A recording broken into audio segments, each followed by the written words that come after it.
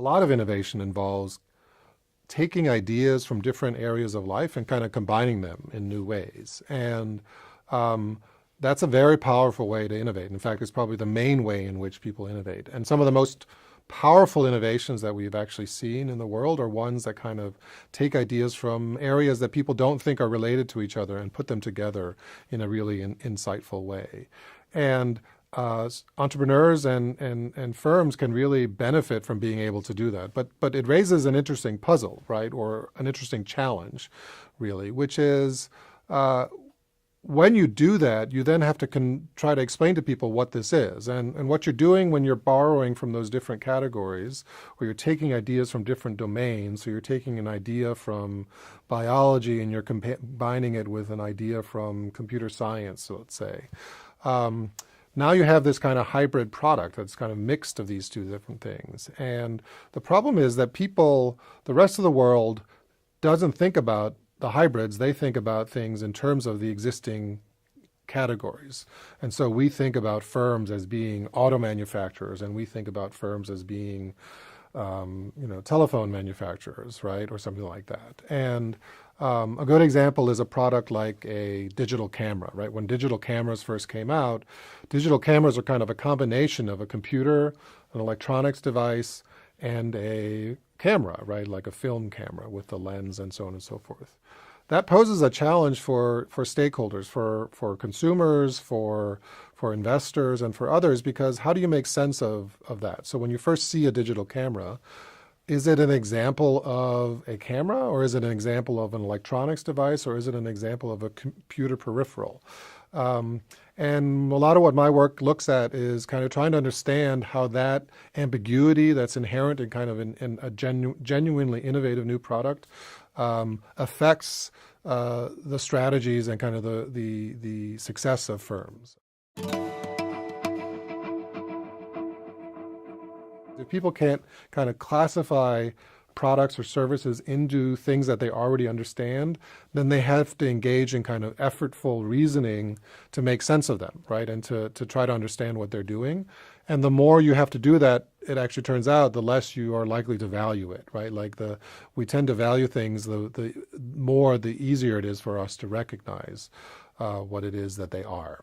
And so the challenge for innovators and for entrepreneurs is to find a way to help make it easy for people to make sense of the product or innovation that you have come up with. And oftentimes the way they do that is through analogy. So we use the power of analogy as a way of getting people to anchor on a certain set of expectations and then use that to interpret the new device, right? So we say, well, the iPhone is like a cell phone, except that it also has the following features. Or we say that a digital camera is like a camera, but it also has the following features. And by doing that, we, on the one hand, invoke a lot of associations that are really helpful, but we can also constrain ourselves in different kinds of ways because we might end up with associations with our product that we don't necessarily want. It also creates a really hard strategic challenge for the company because you're choosing from lots of different categories, you have different choices in terms of what analogy you're going to draw. Are you going to say it's more like this category, or are you more like that category? Obviously, what's hard about that when you're in a new product category and your new innovative category is for the entrepreneurs, you don't know which one you're supposed to put your bets on. And so that feels really risky. But that doesn't mean that you shouldn't do it, right? That you still have to make a bet. And so you have to kind of take what your best guess is for what the right analogy is, because otherwise you just end up as a muddle and then nobody can really make sense of it and they tend to devalue you for that reason. So if you're a big established company, then people try to look at that product and they say, oh, this must somehow be related to what they already do. And that puts a constraint on kind of how people make sense of it and therefore affects your ability to be innovative. I think a good example comes from the realm of digital cameras. So when digital cameras were first introduced, what you saw was producers from all different kinds of industries. In particular, you saw the traditional film camera producers enter into the market and start making digital cameras. So you saw the Nikon and the Canons and so on and so forth.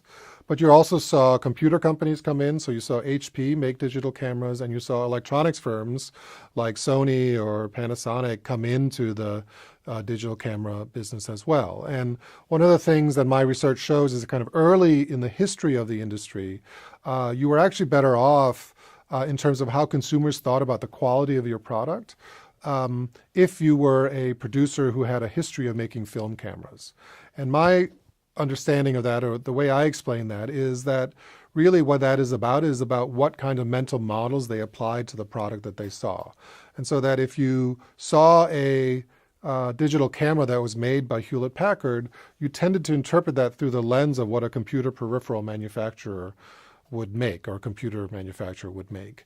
And that set your expectations for what the product could or couldn't do. While if you were coming at it from the lens of you looking at a product that Nikon had made, then your expectations are shaped by what a traditional camera manufacturer was able to do. And those things make a big difference. And so I think the lesson for large firms is that really your existing identity in the market, like the kinds of products and services that you're known for, can really restrict your ability to introduce new products into the market if they're genuinely innovative and genuinely different from what you already know how to do. That doesn't mean you can't introduce them, but you have to do it in a different way. Because if you do it kind of under your own brand name, then people start to invoke those associations with your existing products, and that might not be the best way to actually go. I think startups have a big advantage in the sense that they don't have the legacy of the past or the burden of the past, right? So a startup comes up on the scene with a new technology.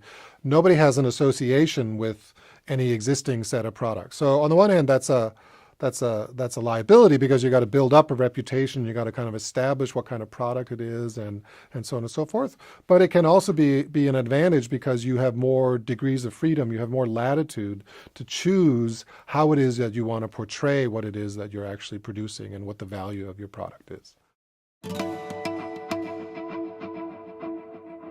I think entrepreneurs and innovators oftentimes think about the hard part being the technical side of the innovation, right? So how do I really get those components to work together in the way that I have imagined that they will? And there's no doubt that the technical side of it is really important.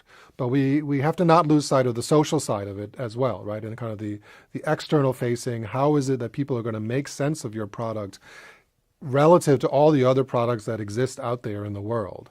And that's a very hard part of it as well. And the really successful entrepreneurs are going to be the ones who solve both the technical problem and the market identity problem.